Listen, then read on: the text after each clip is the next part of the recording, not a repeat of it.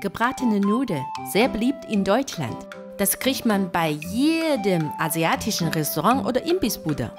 Als eine stolze Familienküche koche ich natürlich selber.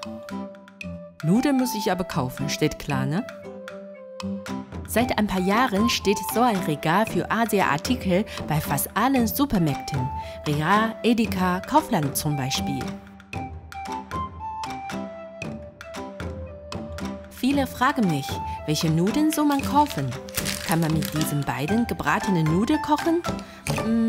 Wir probieren heute mit beiden Sorten aus. Die Antwort findest du selber heraus. Eine kleine Zwiebel sorgt für das Röstaroma. Möhrenstreifen bieten schöne Farbe und Vitamine an. Ebenso gesund sind Snacksalat und Mungobohnensprossen.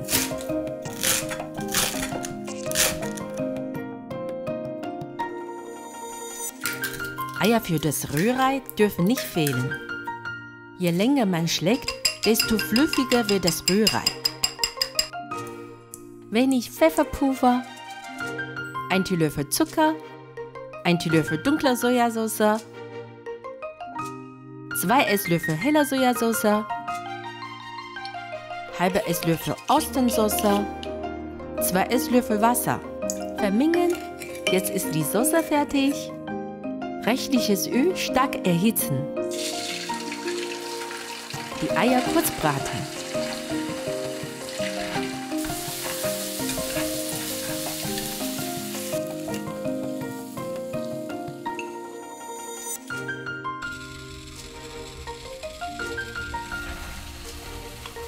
In Salzwasser werden die Nudeln 3 Minuten gekocht.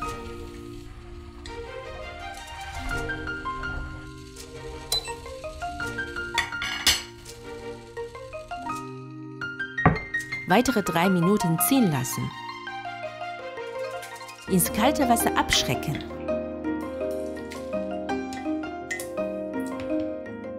Abtropfen lassen.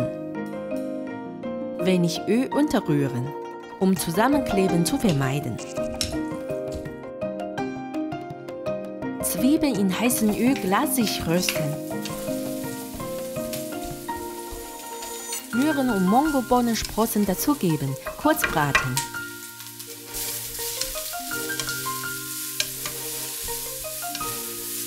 Nudeln in die Pfanne geben.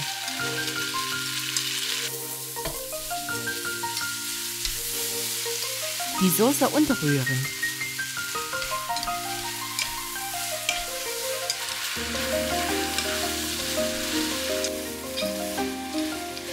Rührei hineingeben.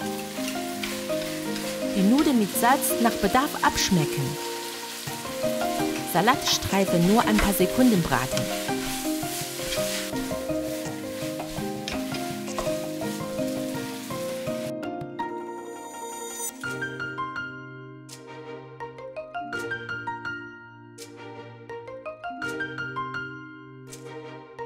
Endlich darf ich mal kosten.